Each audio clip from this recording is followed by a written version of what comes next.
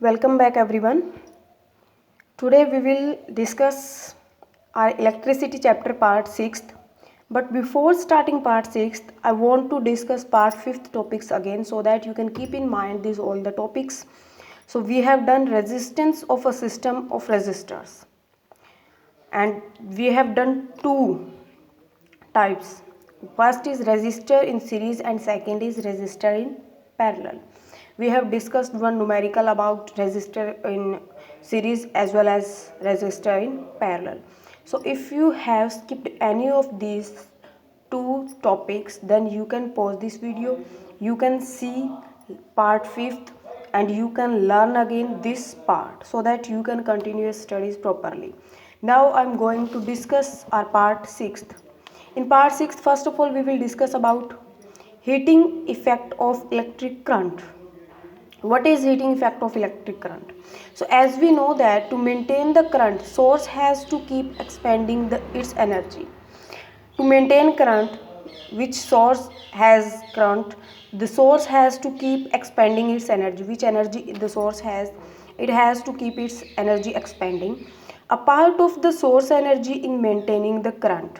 A part of source energy is used to maintain the current may be consumed in useful work. It can be consumed in useful work like if we will talk about a fan, then it will be used, part of current will be used to rotate the blades of electric fans, and rest of source energy may be expended in heat to raise the temperature of gadget, and the rest of part of the source energy can be used to raise the temperature of gadget. It can use to raise the temperature of a gadget. Now we will talk about the Joule's law of heating.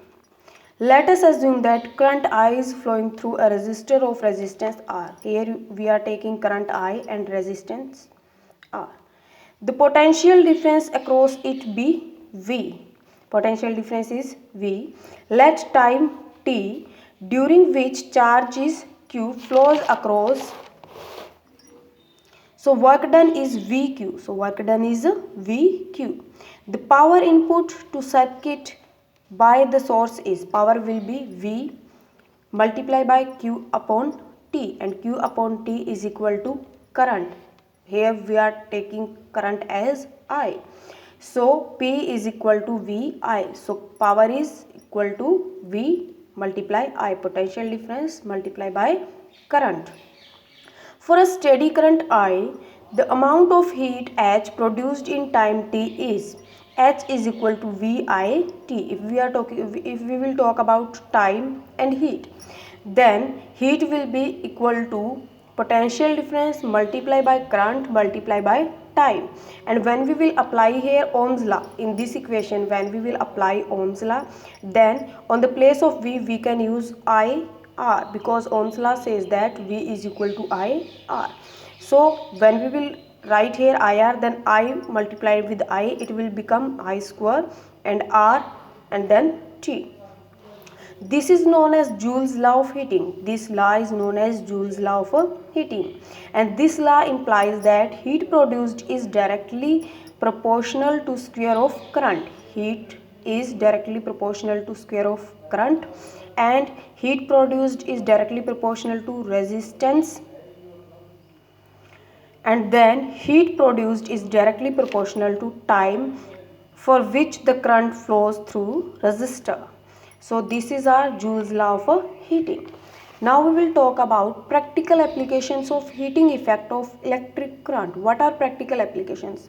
What uses we are doing in our practical life? So electric laundry iron, electric toaster, electric oven, electric kettle and electric heater.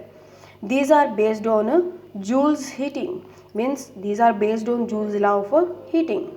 And electric heating is also used to produce light in electric bulb. We are using electric bulb at our home, and do you know why electric bulb is after some time starts heating? Because of Joule's law of heating. The fuse used in electric circuit based on heating effect. Which fuse is used in electric circuits? that is also based on heating effect. That is also based on heating effect. So these are practical application of heating effect of electric current. And if you have any other about practical applications of heating effect, then you can write. Otherwise you have to write and learn these all the topics so that we can continue our chapter very well. Thank you.